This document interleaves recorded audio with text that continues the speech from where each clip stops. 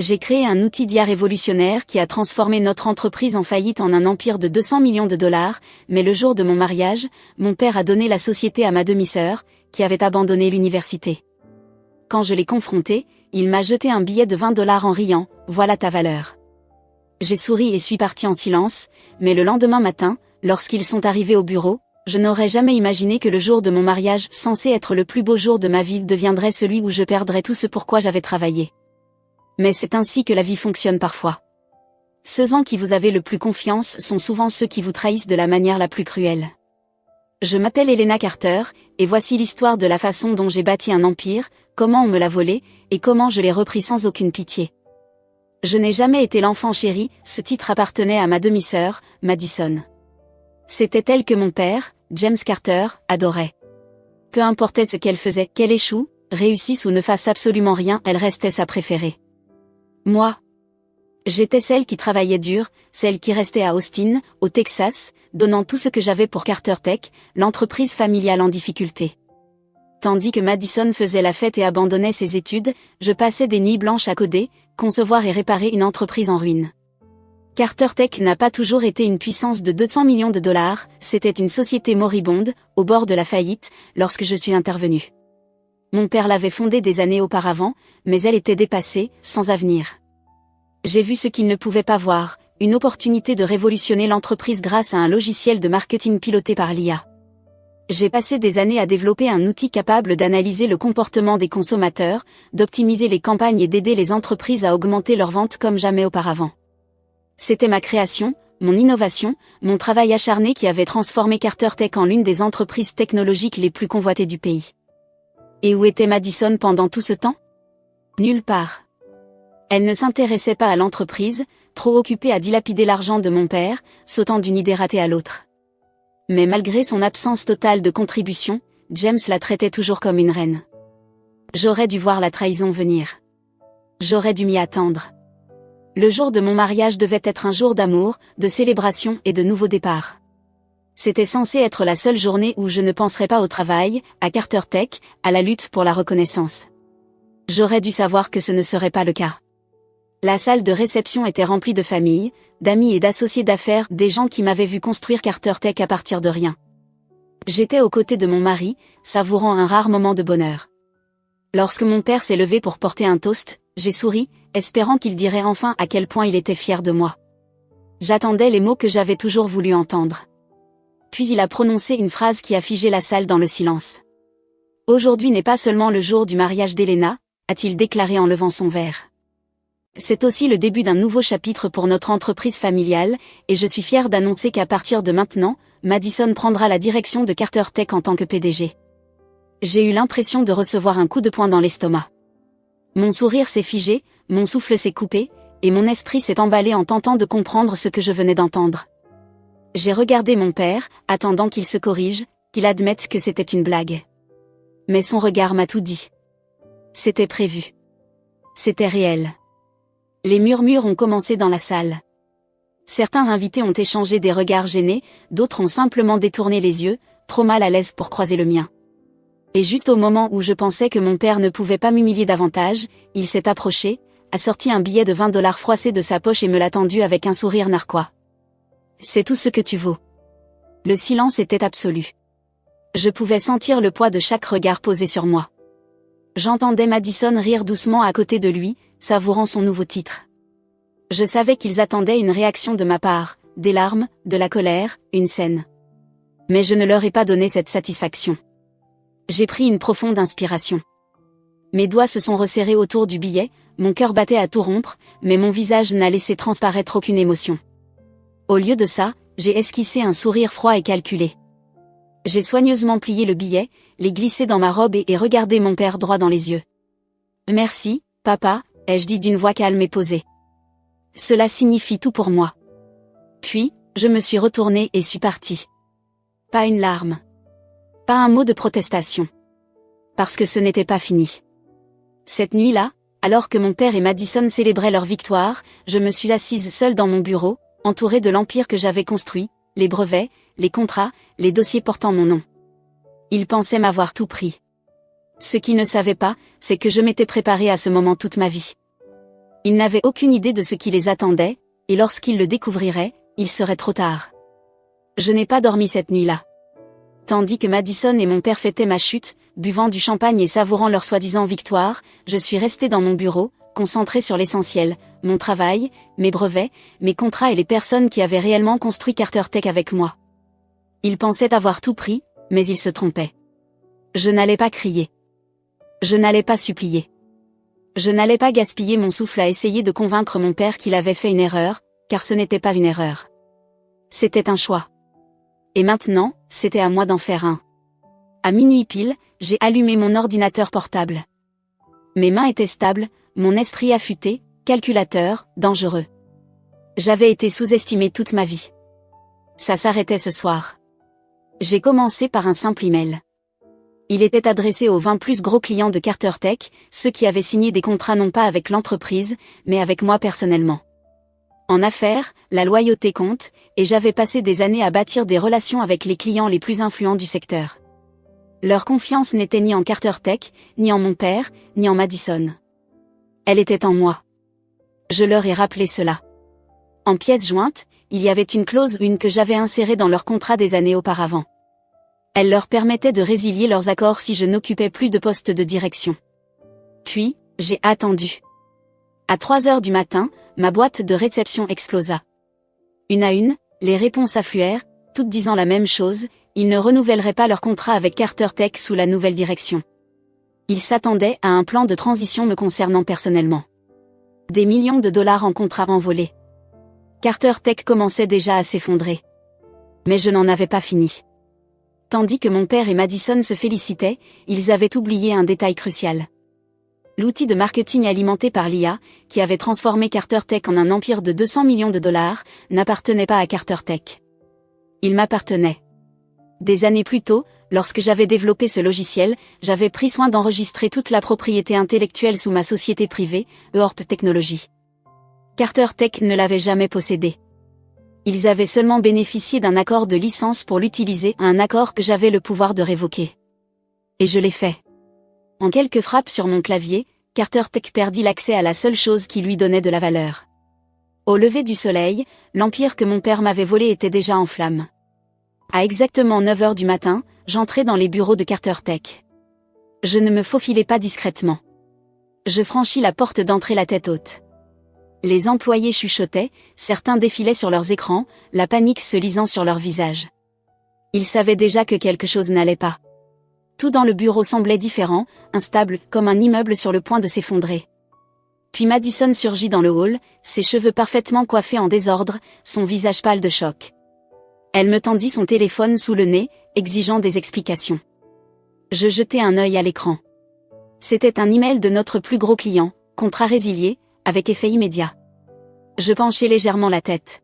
« Oh, ça, dis-je d'une voix froide. Ce n'est que le début. » Derrière elle, mon père entra à son tour, tout aussi ébranlé. Il portait son habituel costume hors de prix, mais son pas était hésitant, sa confiance fissurée.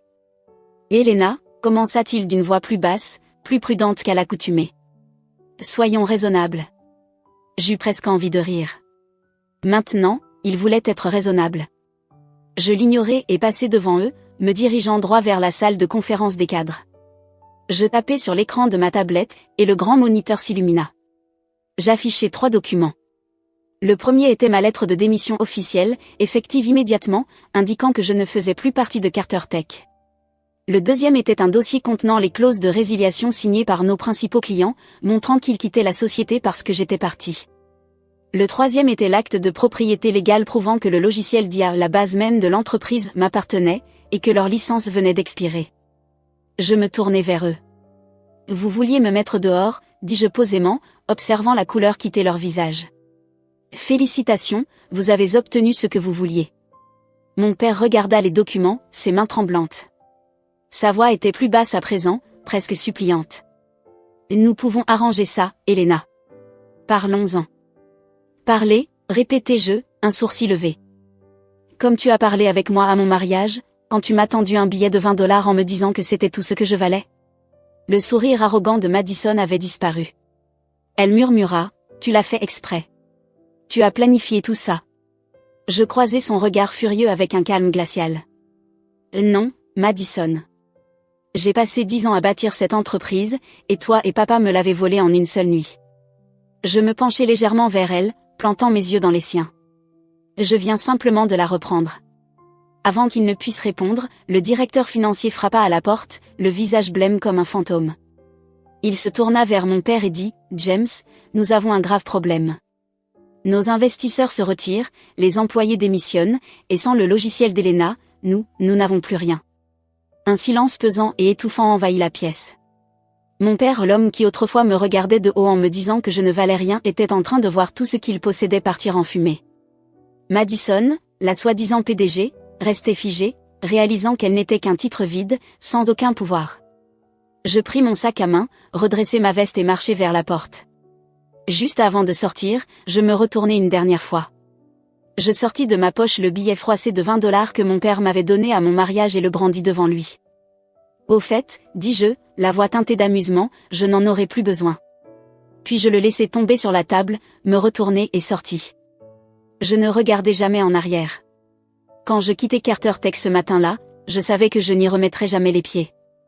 J'avais tout réduit en cendres, l'arrogance de mon père, les illusions de Madison, l'empire qu'il croyait m'avoir volé.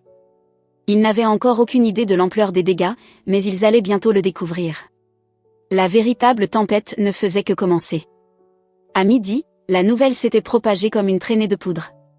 Le monde des affaires était en état de choc alors que les rapports affluaient. Carter Tech perd ses plus gros clients en une nuit.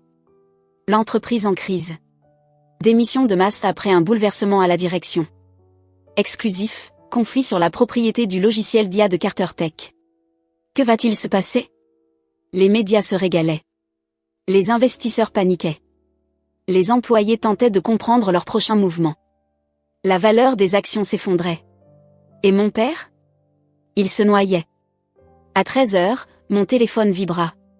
James Carter. Je laissai son appel sonner. Puis ce fut Madison. Je l'ignorais aussi. Je n'avais plus rien à leur dire, mais je n'avais pas encore fini de les regarder tomber. À 15h, j'étais assise dans mon nouveau bureau, un espace élégant aux murs de verre en plein cœur d'Austin. C'était plus petit que Carter Tech, mais c'était le mien. Eurp Technologies était officiellement lancé, et mon équipe de base, les développeurs, ingénieurs et cadres supérieurs qui m'avaient suivi étaient déjà en train de mettre en place les opérations. Je pris une gorgée de café. Alors que j'observais en temps réel le cours de l'action de Carter Tech s'effondrer, c'était presque poétique. Puis, à 16h, le moment que j'attendais arriva, une conférence de presse en direct. James Carter se tenait au podium, son habituel sourire confiant remplacé par des lèvres pincées et un regard fatigué. Madison était à ses côtés, livide et tremblante. Les flashs crépitaient, les journalistes criaient. « Monsieur Carter, est-il vrai que Carter Tech a perdu 80% de ses principaux clients en une nuit? Quelle est votre réponse au rapport affirmant que votre ancienne cadre, Elena Carter, détient désormais tous les droits sur le logiciel d'IA? Carter Tech est-il en faillite? » James déglutit, forçant un sourire crispé.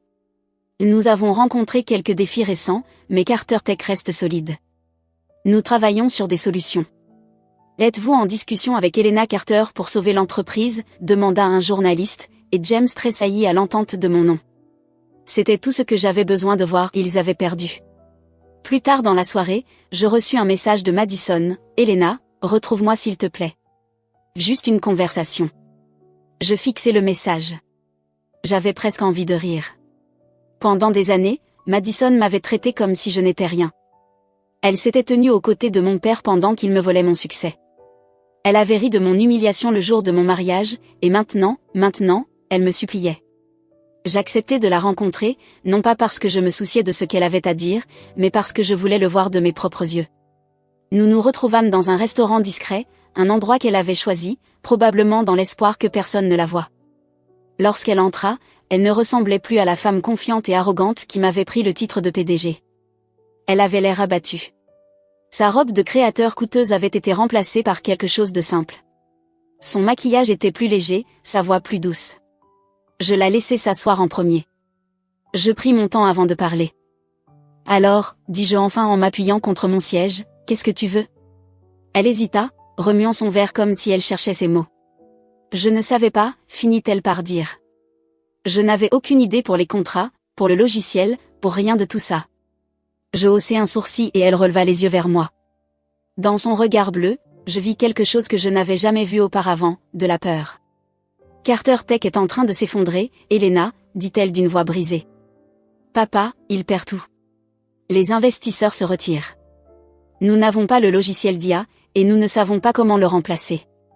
Nous sommes en train de couler. J'inclinai la tête, feignant la curiosité, et elle avala difficilement sa salive. Nous avons besoin que tu reviennes. Un silence.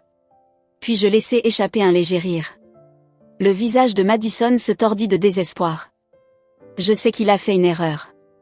Je sais que ce que papa a fait était horrible, mais s'il te plaît, Elena, tu peux arranger ça. Tu peux nous sauver. Je tapotai mes doigts sur la table. Laisse-moi te poser une question, Madison, dis-je. Le jour de mon mariage, quand papa t'a donné tout ce que j'avais construit et qu'il m'a laissé avec un billet de $20, est-ce que tu t'es senti mal? Elle tressaillit. As-tu pensé, ne serait-ce qu'une seconde, que c'était peut-être mal? Elle baissa les yeux. Je n'y ai pas réfléchi, admit-elle. Je hochai la tête. C'est bien ce que je pensais. Je me penchai en avant, ma voix calme mais ferme. J'ai passé 10 ans à bâtir quelque chose à partir de rien. 10 ans à prouver ma valeur, seulement pour que toi et papa me l'arrachiez en une seule nuit. Vous ne vous en êtes jamais soucié à l'époque, alors pourquoi est-ce que je devrais m'en soucier maintenant? Des larmes emplirent ses yeux. S'il te plaît, Elena. Pour la première fois de ma vie, je vis Madison telle qu'elle était réellement, faible, perdue et sans personne pour la protéger. Et pour la première fois, je ne ressentis ni colère, ni satisfaction. Je ne ressentis rien. Je me levai, attrapai mon sac. Tu voulais être PDG, dis-je. Alors débrouille-toi. Sans un mot de plus, je partis. Les 2 semaines suivantes, Carter Tech s'effondra complètement.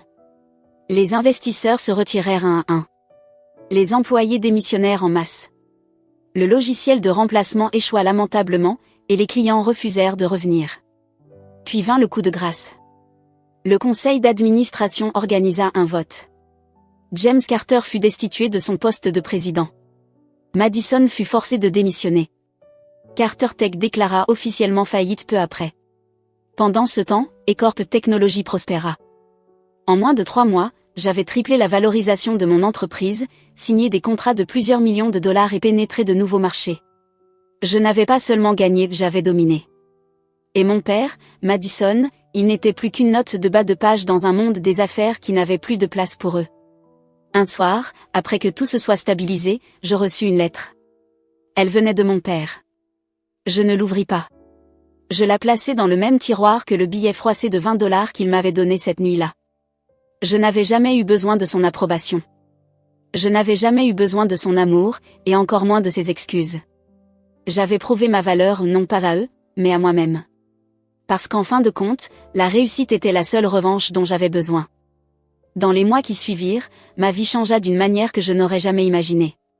Carter Tech avait officiellement disparu, écrasé sous le poids de ses propres échecs.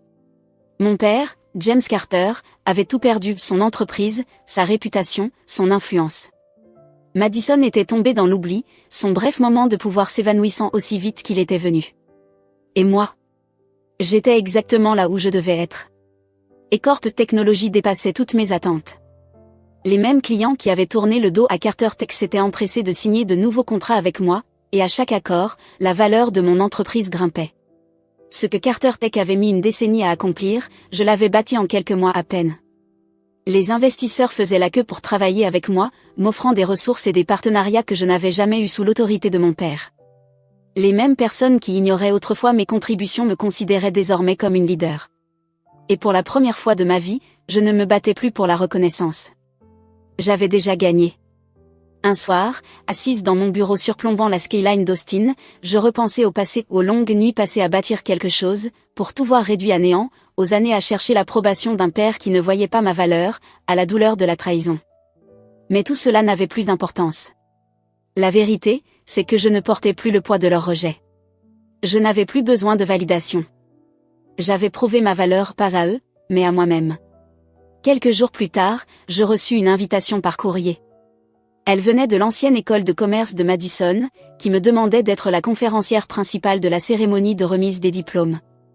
Le thème, le pouvoir des leaders sous-estimés. Je ne pus m'empêcher de sourire devant l'ironie. La même institution qui avait autrefois encensé Madison comme une future leader voulait maintenant entendre mon histoire. J'acceptai sans hésiter. Le jour de l'événement, la salle était remplie de jeunes diplômés avides d'ambition et d'incertitude. Je leur racontais mon parcours, pas seulement mes réussites, mais aussi les échecs, les trahisons, les leçons apprises. Je leur parlais de la nuit où j'avais quitté Carter Tech avec seulement un billet de $20 et ma dignité, et comment ce moment avait tout déclenché. Je les vis écouter, suspendus à mes mots. Et à cet instant, je compris quelque chose, je ne faisais pas que raconter mon histoire. J'inspirais la prochaine génération de leaders sous-estimés. Après le discours, une jeune femme s'approcha de moi, nerveuse mais déterminée. « Mademoiselle Carter, dit-elle, quel a été le moment le plus difficile de votre parcours ?» Je réfléchis un instant avant de répondre. « Lâcher prise », répondis-je honnêtement. Pas sur l'entreprise, ni sur le succès, mais sur la colère, sur le besoin de prouver quelque chose à des gens qui n'avaient jamais mérité ma loyauté. Une fois que j'ai fait ça, tout s'est mis en place. Cette nuit-là, assise chez moi avec un verre de vin, je sortis une vieille boîte en bois du tiroir de mon bureau. À l'intérieur se trouvait le billet froissé de $20 que mon père m'avait donné le jour de mon mariage. Pendant des mois, je l'avais gardé comme un rappel d'où je venais, de la trahison qui avait alimenté mon succès. Mais je n'en avais plus besoin. Il avait accompli son rôle. Je pris le billet, le lissai soigneusement et le glissai dans un album photo, celui qui contenait les images de mon parcours, depuis la petite entreprise en difficulté que j'avais tenté de sauver jusqu'à l'empire florissant que j'avais bâti selon mes propres termes. Je ne regardais plus en arrière avec colère. Je me tournais vers l'avenir, un avenir qui m'appartenait entièrement. Et cette fois, je ne portais plus le poids des attentes de qui que ce soit. J'avais triomphé. J'avais gagné. Et c'était tout ce qui comptait.